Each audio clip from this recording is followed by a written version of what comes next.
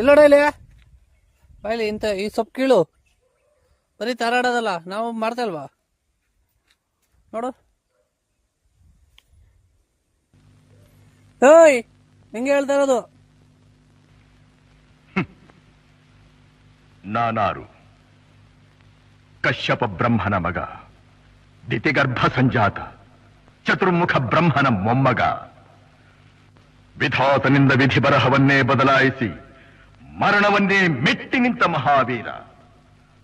ಅದಿತಿಯ ಮಕ್ಕಳ ಅಟ್ಟಹಾಸವನ್ನು ಸುಟ್ಟು ಆದಿತ್ಯರ ಅಟ್ಟಹಾಸವನ್ನು ಮಟ್ಟ ಹಾಕಿದ ಸಾಹಸಿ. ಅತಳ ಬಿತಳ ಸುತಳ ರಸಾತಳ ತಳಾತಳ ಮಹಾತಳ ಪಾತಾಳಗಳನ್ನು ಪಾದದಡಿಯಲ್ಲಿ ತುಳಿದಿಟ್ಟ ಪರಾಕ್ರಮಶಾಲಿ. ಅಡಿಯಿಟ್ಟರೆ ಬೆರೆಯುವುದು ಭೂಮಿ, ತಲೆ ಎತ್ತಲು ಬೆಚ್ಚುವುದು ಭಾನು, ಕೈ ಎತ್ತಲು ನಡುಗುವುದು ಸೃಷ್ಟಿ.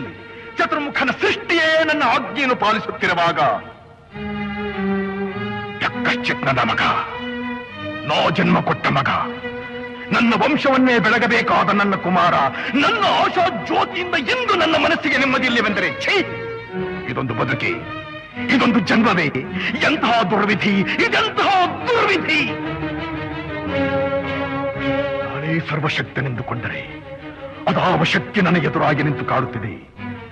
ಅದಾವ ಶಕ್ತಿ ಪುತ್ರನನ್ನೇ ಶತ್ರುವನ್ನಾಗಿ ಮಾಡಿದೆ. ಅದಾವ ಶಕ್ತಿ ಅವನಿಗೆ ನನ್ನನ್ನು ಎದುರಿಸುವ ಧೈರ್ಯ ತುಂಬಿದೆ. ಅದಾವ ಶಕ್ತಿ ಅವನಿಗೆ ಸಾವು ಬರದಂತೆ ತಡೆದಿದೆ. ಅದಾವ ಶಕ್ತಿ ನನ್ನ ಮುಖಭಂಗ ಮಾಡಿ ತಲೆ ತಗ್ಗಿಸುವಂತೆ ಮಾಡಿದೆ.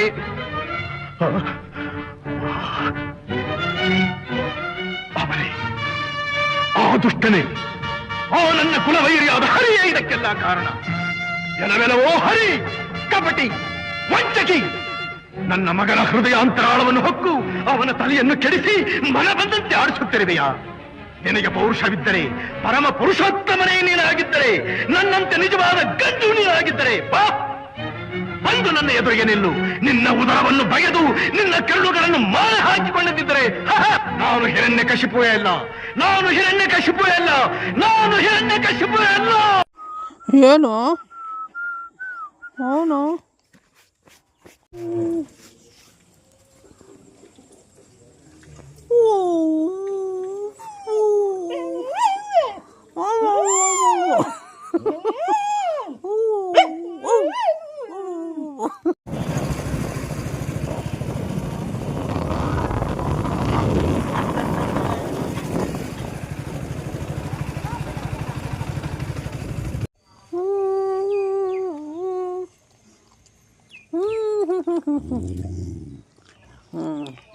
ಉತ್ತರ ಪುರುಷ ಒಲೆ ಮುಂದೆ ಅಂದಾಗ ನಾನಿದ್ದಾಗ ಅಷ್ಟೇ ನಿನ್ನ ಬೊಗಳು.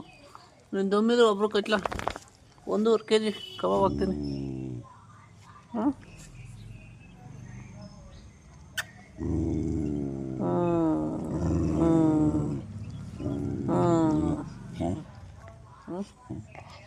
Happy birthday baby.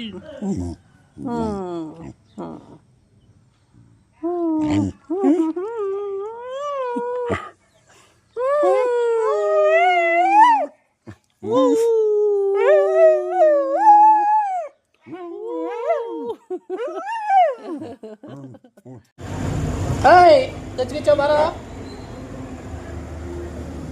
ಬಾಯ್ಲೆ.